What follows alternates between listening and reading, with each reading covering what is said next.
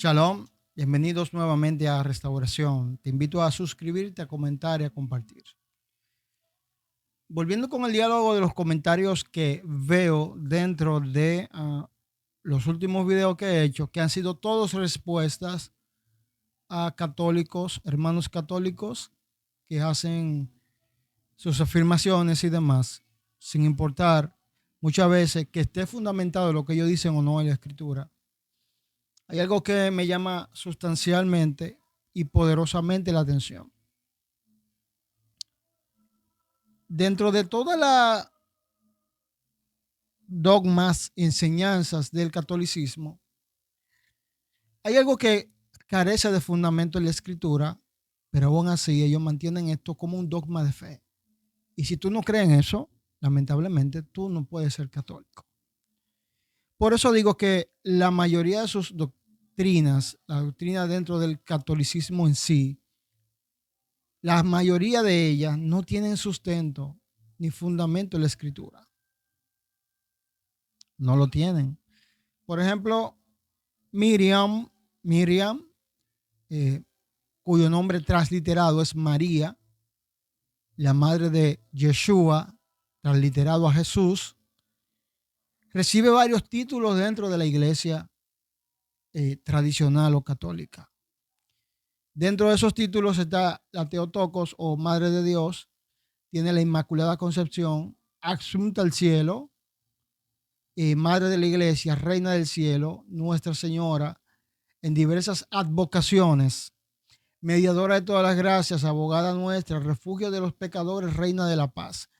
Esos son algunos de los títulos que recibe esta mujer llamada María. Es interesante que la Biblia no ha de resaltar ninguna de estas cosas en María. Ninguno de los apóstoles escribieron nada semejante hacia María. Ninguno de los apóstoles dieron a entender que para tú llegar a Jesús, para que Jesús te lleve al Padre, primero tendrías que llegar a través de Miriam, de María. Esto es un asunto peligroso dentro de la cultura hebrea o judía, porque esta gente tiene total cuidado de lo que es idolatría. Y vemos que cuando el ángel se le aparece a María, la vamos a llamar María por el nombre que se le transliteró aquí y que se le conoce mundialmente, esta mujer se presentó temerosa, muy temerosa, y nunca recibió para sí tal pleitesía como recibe hoy día. Cuando ella resalta que sería llamada bienaventurada por todas las naciones, que se ha tomado como una profecía de parte de María, está diciendo que a ella la llamarán así por ella traer al mundo a quien conocemos como el Mesías, Salvador de la humanidad, no por otra cosa. Y en diferentes localidades del mundo hay apariciones marianas, donde María supuestamente aparece pidiendo templos, capillas, basílicas y demás. Cosa que esto es prácticamente pedir un templo idolátrico en memoria o a favor de ella, porque sabemos que el templo siempre ha sido edificado para la adoración a Dios y para Dios. Y cuando alguien se te aparece y te dice, yo quiero que tú edifiques un templo en mi nombre, yo quiero que tú reces a mí, yo quiero que tú vengas a mí para que obtengas la salvación y demás, ya esto está haciendo otro evangelio diferente al que se predicó a través del fundamento de los apóstoles y profetas, el cual es la Torá.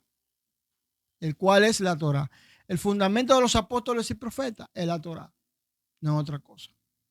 Y la Torá condena la idolatría.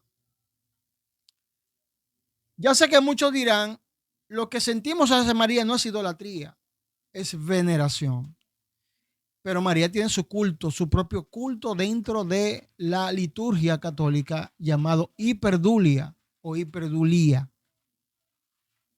que es un culto que se hace a los santos, pero el de los santos es dulia y el de María es hiperdulia o hiperdulía.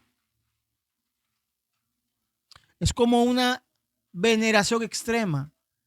Pero los laicos conocen qué es hiperdulía y en qué se diferencia la hiperdulía de la adoración. La otra cosa es que María no se presenta como la judía, sino que en sus apariciones tiene advocaciones. O sea, si en mi cultura somos morenitos, ella se aparece morenita. Si en tu cultura son chinitos, ella se aparece chinita. O sea, yo no sé si usted está captando la locura que hay con esto. Ahora lo que yo me pregunto es lo siguiente. Si María recibe todos esos títulos de intercesora, mediadora de toda la gracia, el camino a Jesús, el arca de la nueva alianza y demás, ¿por qué los apóstoles no escribieron de esto? ¿Por qué tiene que surgir siglos después de la muerte de los apóstoles? Si esperaron que aquellos que podían refutar tal cosa murieran, ¿por qué si esto está vigente desde el primer siglo, no se hizo notorio en los apóstoles como tales?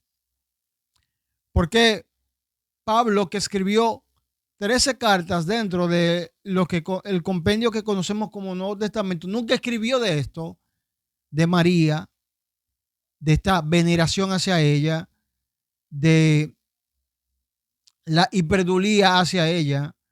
Porque Juan, el apóstol Juan, que fue el último en morir, muere en la isla de Pasmo, no escribió nada, si fue a ella que Jesús se le entregó. Porque él no escribe nada sobre María. Y María tal cosa, y María lo otro. Y María aparece, cuando aparece, aparece tímidamente en los pasajes que aparece dentro de la Biblia. Prácticamente sin ningún tipo de notoriedad, prácticamente. Aparece cuando el ángel le habla, aparece cuando va Elizabeth, aparece de una manera indirecta cuando dice tu padre, tu madre y tus hermanos te buscan, que es otra, que la han hecho siempre virgen, como que el matrimonio es algo profano y no hay algo sagrado en el matrimonio, pero en fin. Aparece, es mencionada cuando dicen benditos los pechos que te amamantaron, pero Jesús destruye toda esa cuestión y dice más bien bendito todo aquel que hace la voluntad de mi Padre. Él destruye cualquier veneración ahí hacia María. Ese era el momento literal para poder exaltar la figura de María, pero Jesús destruyó todo eso, al instante lo destruyó. Al igual que cuando ella y los hermanos de Jesús, hijos de María, busquemos un versículo donde diga hijo de María. La historia no se trata de María, se trata de Jesús. Por eso resalta a María, resalta a José y resalta a los hijos, a los hermanos de Jesús. No hay que aplicar la lógica de una manera extrema para decir, tiene que decir hijo de María. No tiene que decirlo. Ya por lógica se tiene que deducir.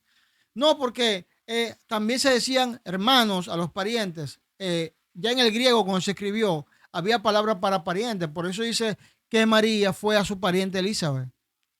Ah, no, pero que también no había palabra para primo. Bueno, había palabras para parientes que pudieran decir claramente, estos no son, este no es Jesús y no son sus parientes, pero dice hermanos. Y es ilógico que la palabra hermano se aplique a todo el mundo menos a él. ¿Por qué no? Porque hay que mantener el fetiche de que María era siempre virgen, como que hay algo malo de que María haya tenido relaciones con su esposo José.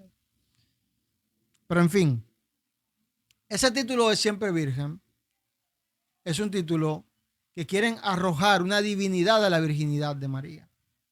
Sin embargo, el texto en hebreo especifica que una doncella, una joven doncella, daría luz.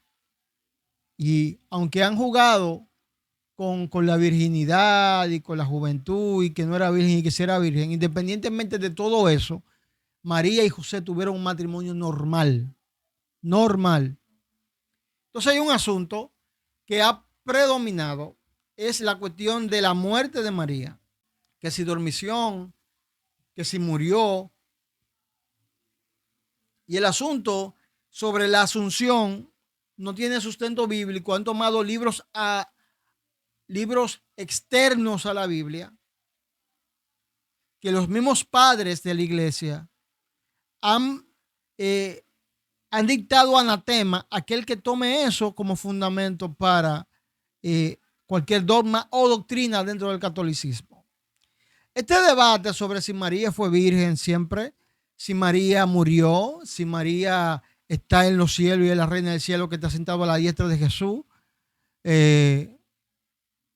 ha venido por alusiones y usando alegorías y silogismos de que Enoch fue tomado, de que Elías fue tomado, y hay claramente evidencia de que la gente puede hacer asunta al cielo. Eso no es suficiente evidencia para tú decirme que María fue asunta al cielo. Hay un peligro grande a aquellas personas que están invocando por medio de la oración a María o cualquier persona ya muerta. Y eso es algo que dentro del catolicismo lamentablemente es vigente.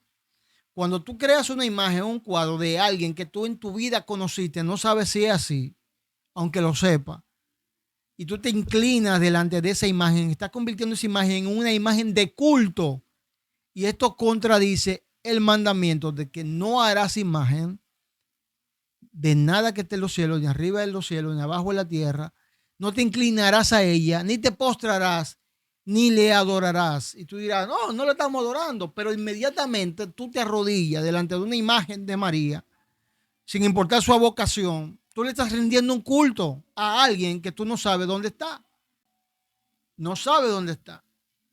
Y siempre va a ser esa problemática dentro del catolicismo romano, porque no entienden lo que Dios condena y lo que no. Cuando Dios mandó a que se hicieran los querubines y las imágenes, dibujos, pinturas que se hicieron en el templo, Él las autorizó, pero Dios no ha autorizado ninguna de estas imágenes que dentro del catolicismo se han promovido. María, reina del cielo. La Biblia habla de una reina del cielo y no hablen bien de esa reina del cielo.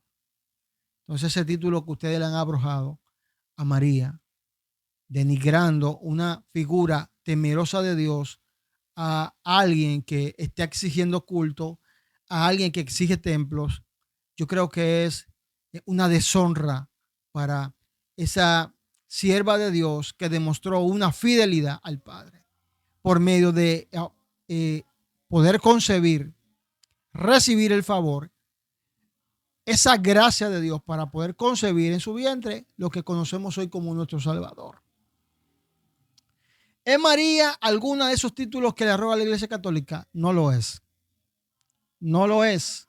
María, sierva de Dios, cumplió su propósito en la tierra como cualquier persona que vino a cumplir su propósito. Y está esperando, como todos los que murieron en Cristo, en Yeshua, el momento de la venida del Mesías para ser resucitada y habitar junto con el Mesías. Aunque usted quiera argumentar lo que quiera, Miriam, vivió una vida normal, matrimonio normal, hijos normales, y como toda persona está establecido que muera una vez, una sola vez, y luego el juicio, y luego la vida eterna o lo que le toque. Eso le toca a María. No hay fundamento para la ascensión al cielo. La mujer de Apocalipsis no es María. No lo es. La reina del cielo, si usted asegura que la reina del cielo que justifica la Biblia es María, entonces María es mala. Todas las apariciones marianas tienen que revisar qué espíritu está apareciendo y está tergiversando lo que el Evangelio de Jesús enseñó. Yo te recomiendo que estudies la Biblia y que entienda que el Señor nuestro Dios uno es y es celoso de la adoración. Jesús mismo enseña que cuando se ora al Padre en su nombre.